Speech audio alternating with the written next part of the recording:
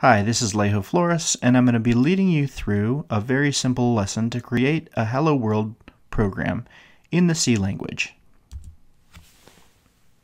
The learning outcomes for this video are, after watching this video, you will be able to describe the workflow to create a simple program in C, write a basic Hello World program in the C language, compile and run that program, and identify key parts of the source code that you've written. Okay, so this is just going to be a real brief introductory program.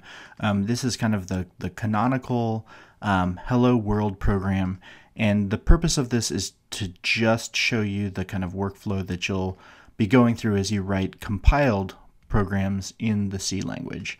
And so the only tools that I have open right here is just a text editor. I prefer Sublime Text, which is a paid option on the Mac operating system, but you can really use any text editor that you're comfortable with using.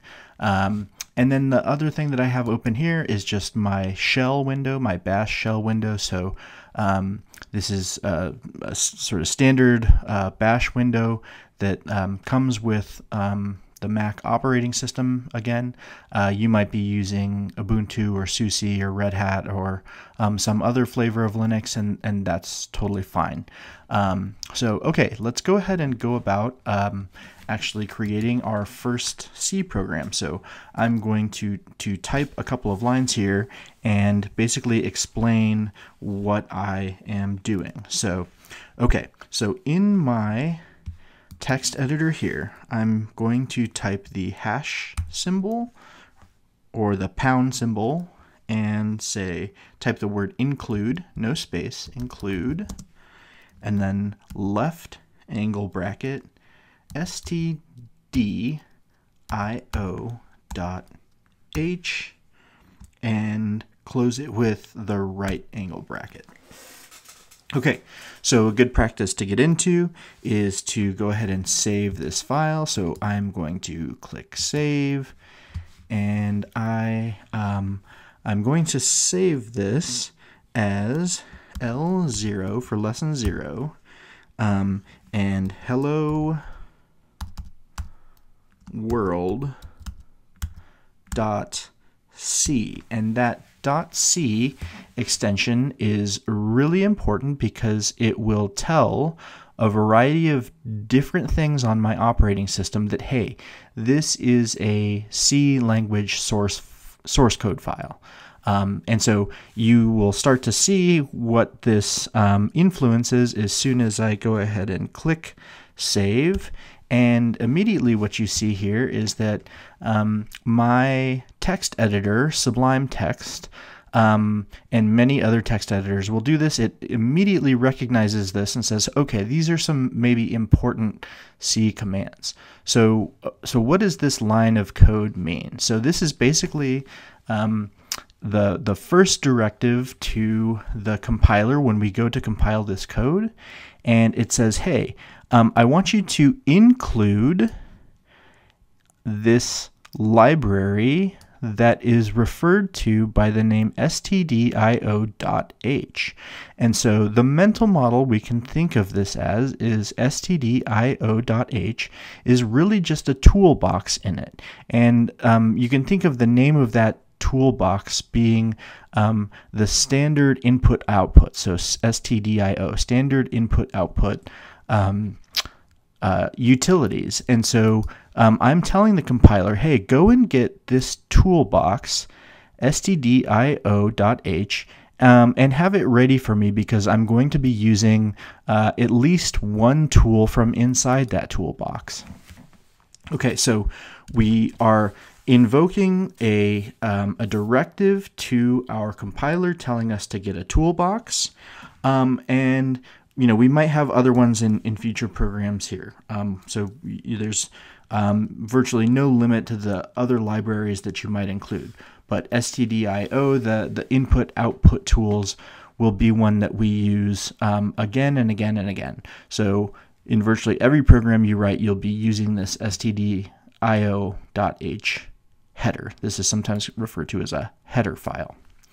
Okay, so let's actually go ahead and write our program. So in order to do this, I'm going to type int space main, and I'm going to type left parentheses, and my text editor goes ahead and adds the right parentheses along with that. Okay, so what does this mean? This says, okay, I'm going to write a program called main, and main is required in C programs. You must have a function, or you must have a program in your file called main, and it has to return an integer. Okay, so that's what this means. So what this is saying is I'm defining, right, this is the definition of my program main, and it will return an integer.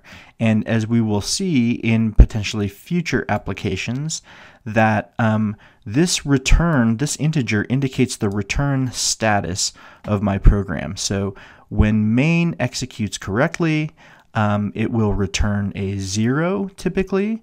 If main exits incorrectly, so if there's some kind of error or some kind of fault inside of our code, it will typically return some other number other than 0, so something like -1 or -2. And we can actually control that, so we can use that as an error code in defensively programming in C. So we can basically say, okay, the file we tried to read was not there, return a -1, and that may indicate to the user that, hey, there's a problem with the file that we were trying to read in this program. So we are always required to, in any program that we're compiling, have this program main, and it must return an integer. So, okay. So next, we're going to type a left curly brace. And again, my text editor immediately adds the right curly brace because they must be matched.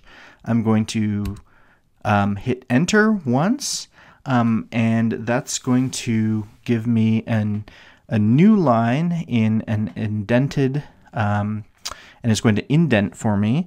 And for those of you that are Python users, one interesting difference between C and Python is that in Python those indentations are required and they are strictly enforced as a way of determining what the scope of that particular line of code is, right? So if you invoke an if statement, for instance, in Python, you must indent the next line for that to be in scope of that if statement. In C, those indentations are not required, although they are a good sort of best practice in programming, right? So indentation to indicate ordered code is a really good practice to get into.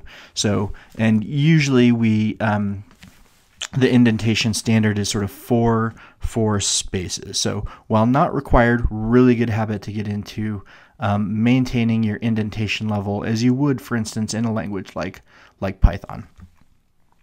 Okay, so the only line of our code is going to be print f, and again, I'm going to type a left parentheses, and as you can see, again, my text editor says, hey, this is some kind of command that I recognize, and this is the command to print to the standard output in this case. So again, as a mental model goes, this is the tool that came from this toolbox. So printf, the tool, came from stdio.h, the toolbox.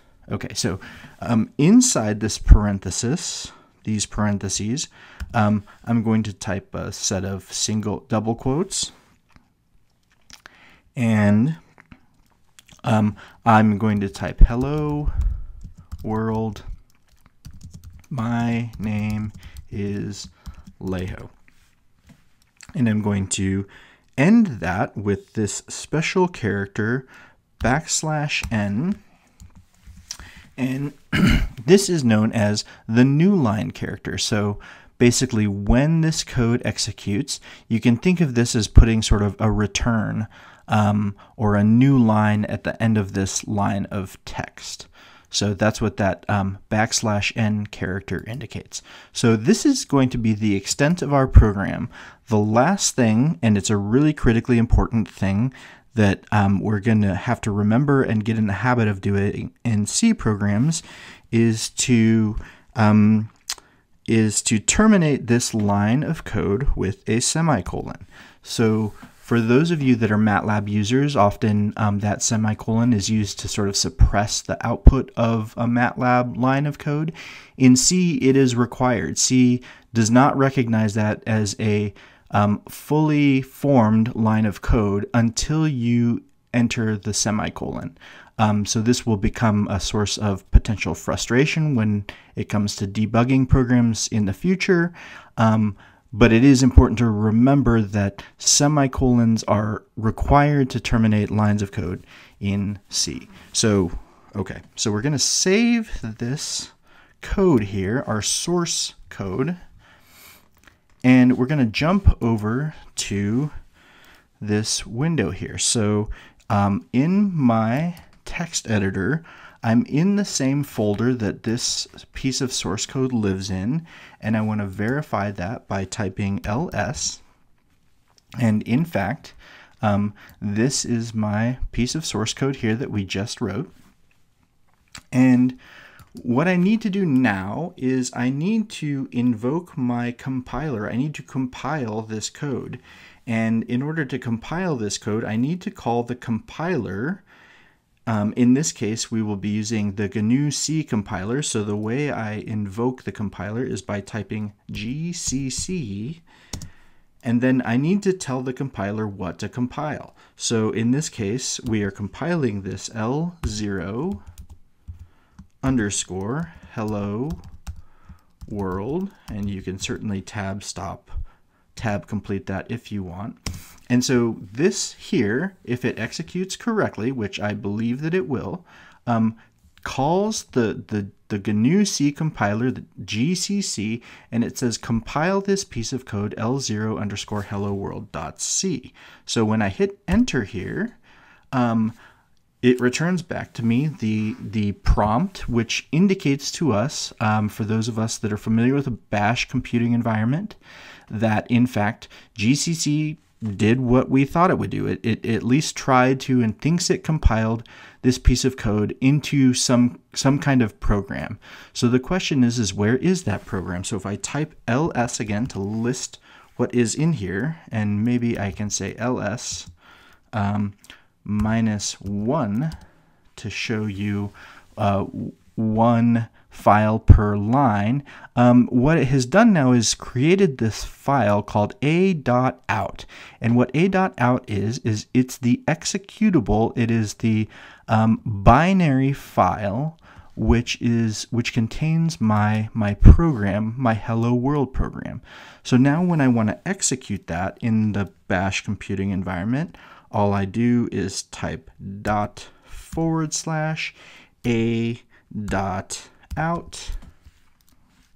and when I hit enter, this executes and it says, hello world, my name is Leho. So that is exactly what we anticipated it would do. It even added this new line for me such that my command prompt is nicely shown here on a new line in my terminal window. But one comment we might make is that a.out is sort of a funny name for an output file, for an executable. That's not something that we would be looking around an operating system and saying, this is a program. So how can I change the name of that executable? Well, we certainly could just say mv for move a.out, and I could rename it L0 underscore hello world.exe.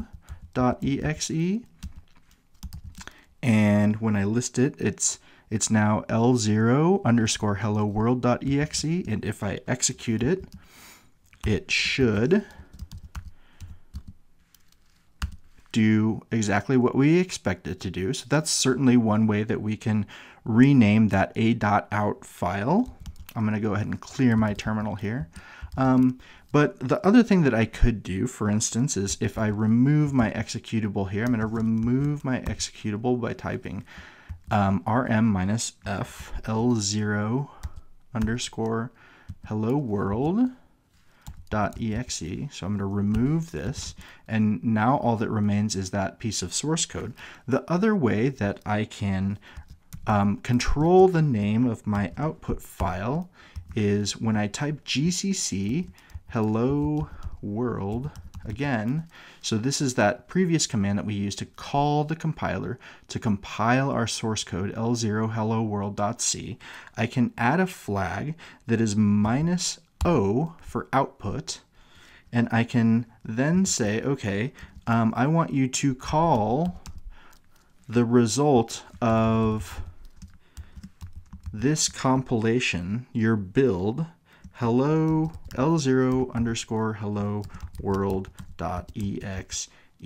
And when I type enter, again, it looks like it compiled. If I type ls, I should see L0 underscore hello world.exe, the executable. In fact, I do. And let's go ahead and try and execute that one last time to verify that, in fact, the code works as we expected. So /L0 underscore hello world.exe.